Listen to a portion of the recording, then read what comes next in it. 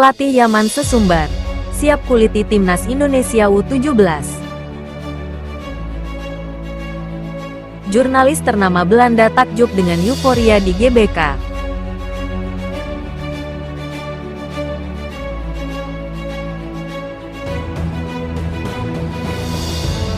Pelatih timnas U17 Yaman, Samer Saleh, bicara soal Indonesia jelang duel di Piala Asia U17 2025. Piala Asia U17 2025 semakin memanas. Timnas U17 Indonesia bersiap menghadapi tantangan berat di laga kedua grup C, di mana mereka akan bertemu dengan Yaman pada Senin, tanggal 7 April tahun 2025, pukul 22 waktu Indonesia Barat di Prince Abdullah Al Faisal Stadium, Jeddah, Arab Saudi. Laga ini menjadi sangat penting bagi kedua tim yang sama-sama meraih kemenangan di pertandingan pertama. Namun, yang menarik adalah pernyataan dari pelatih Yaman, Samer Saleh, yang mengakui bahwa ia belum memiliki gambaran jelas tentang kekuatan timnas U17 Indonesia. Pelatih Yaman siap menguliti timnas U17 Indonesia. Berbicara kepada AFC, Samer Saleh mengungkapkan bahwa timnya akan menganalisis secara mendalam permainan timnas U17 Indonesia sebelum laga berlangsung. Kami belum pernah bermain melawan Indonesia sebelumnya, tetapi kami akan menganalisis secara mendalam semua aspek permainan mereka. Itu pasti akan sangat membantu, ujar Samer Saleh. Selain mempelajari kekuatan lawan, pelatih asal Yaman itu juga menegaskan bahwa timnya akan melakukan evaluasi menyeluruh terhadap performa sendiri agar bisa tampil lebih baik di pertandingan mendatang. Kami juga akan mencermati kekuatan dan kelemahan kami sendiri, karena kami perlu terus meningkatkan kemampuan, tambahnya. Kepercayaan diri Yaman semakin meningkat setelah meraih kemenangan meyakinkan di laga pertama. Tim berjuluk The Red itu sukses menumbangkan Afghanistan dengan skor 2-0 pada tanggal 4 April lalu. 2 gol Yaman dicetak oleh Al-Rawi pada menit ke-24 dan Al-Garash di menit ke-27. Hasil ini membawa Yaman bertengger di puncak klasemen grup C dengan 3 poin dan selisih gol lebih baik dibanding Indonesia. Timnas U17 Indonesia juga mengamankan kemenangan di laga perdana. Sementara itu, Timnas U17 Indonesia juga tampil luar biasa di laga pembuka mereka. Tim besutan Nova Arianto sukses menundukkan Korea Selatan dengan skor tipis 1-0. Satu-satunya gol dalam pertandingan tersebut dicetak oleh Evandra lewat eksekusi penalti di masa injury time. Meski meraih 3 poin yang sangat berharga, Indonesia masih berada di posisi kedua klasemen karena kalah selisih gol dari Yaman. Pelatih Nova Arianto menegaskan bahwa perjuangan belum selesai. Ia meminta para pemain untuk tetap fokus menghadapi 2 pertandingan tersisa, melawan Yaman dan Afghanistan. Meskipun saya bangga dengan perjuangan tanpa henti anak-anak di pertandingan pembuka, pekerjaan kami belum selesai, ujar Nova Arianto. Kami masih memiliki 2 pertandingan lagi dan saya ingin para pemain tetap fokus sepenuhnya.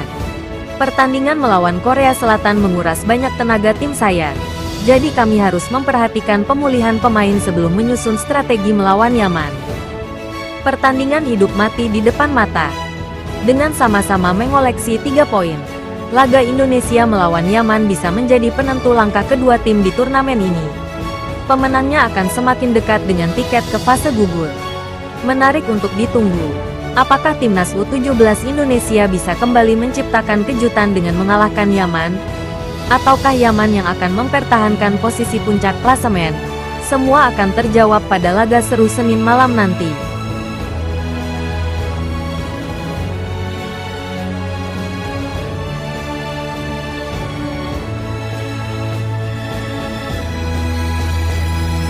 Jurnalis Belanda terkagum-kagum. GBK bergemuruh saat Indonesia kalahkan Bahrain di kualifikasi Piala Dunia 2026. Jakarta kembali menjadi saksi malam bersejarah bagi sepak bola Indonesia. Stadion utama Gelora Bung Karno, GBK, berguncang hebat saat timnas Indonesia mencetak kemenangan berharga atas Bahrain dalam laga putaran ketiga kualifikasi Piala Dunia 2026 zona Asia. Di tengah riuhnya dukungan dari puluhan ribu supporter, seorang jurnalis asal Belanda, Simon Zwartkruis, hadir langsung menyaksikan momen luar biasa ini. Melalui media Vipro, ia berbagi pengalaman yang begitu menggugah hatinya. GBK seperti gunung berapi yang meletus. Simon menyaksikan langsung bagaimana GBK berubah menjadi lautan merah pada tanggal 25 Maret lalu. Sejak sore hari, ribuan supporter sudah memadati area stadion. Asap dari flare dan obor supporter berkobar di langit Jakarta, menciptakan suasana yang menurutnya seperti awan panas sebelum letusan besar. 3 jam sebelum kick-off, benar-benar terjadi kobaran api dari obor pendukung garis keras yang mengadakan iring-iringan, tulisnya di v.nl. Malam itu, Indonesia berhadapan dengan Bahrain dalam laga krusial setelah sebelumnya kalah 1-5 dari Australia. Indonesia wajib menang untuk menjaga asa lolos ke Piala Dunia 2026. Dan momen yang dinanti pun tiba. Pada menit ke-24, stadion meledak dalam euforia. Ole Romeni mencetak gol yang membawa Indonesia unggul 1-0 setelah menerima umpan ciamik dari Marcelino Ferdinand. Suasana di GBK pun semakin tak terkendali. Simon menggambarkan situasi ini dengan penuh kekaguman. Stadion Gelora Bung Karno berguncang, bergemuruh, dan bergejolak sepanjang pertandingan. Semakin intens, hingga klimaksnya tercapai pada pukul 9:10, ungkapnya. Indonesia memiliki tidak kurang dari 500 gunung berapi, yang sekitar 130 diantaranya dapat meletus. Dan pada Selasa malam, selatan Jakarta tampak menjadi epicentrum letusan dahsyat. Lanjutnya, supporter Indonesia bikin merinding. Bukan hanya saat pertandingan, Simon juga menggambarkan bagaimana atmosfer luar stadion sebelum laga dimulai. Ribuan supporter berkumpul di area GBK, menciptakan suasana yang sulit ditemukan di negara lain.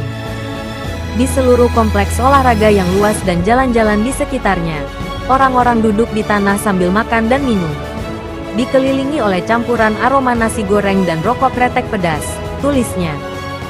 Menurutnya, para supporter Indonesia memiliki cara unik dalam menunjukkan kecintaan mereka pada timnas. Ada yang bernyanyi sepanjang jalan menuju stadion, ada yang berdoa, ada pula yang memilih duduk tenang, menunggu dengan harapan besar. Ini bukan sekadar pertandingan sepak bola, ini adalah perayaan.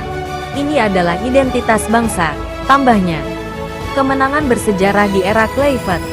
Kemenangan 1-0 ini menjadi yang pertama bagi Indonesia di era kepelatihan Patrick Kluivert, legenda Belanda yang kini menahodai skuad Garuda. Hasil ini juga memastikan Indonesia tetap bersaing di grup C untuk memperebutkan tiket ke putaran berikutnya. Bagi Simon, pengalaman menyaksikan laga ini adalah sesuatu yang tak terlupakan. Ia bahkan mengunggah beberapa momen dari GBK di akun X miliknya, seolah ingin membagikan kesan mendalamnya kepada dunia.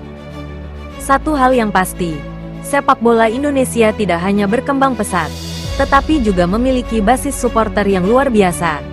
Tak heran jika Simon menyebut GBK sebagai stadion yang bisa meledak kapan saja, bukan karena erupsi gunung berapi, tetapi karena gairah luar biasa dari para pencinta timnas Garuda.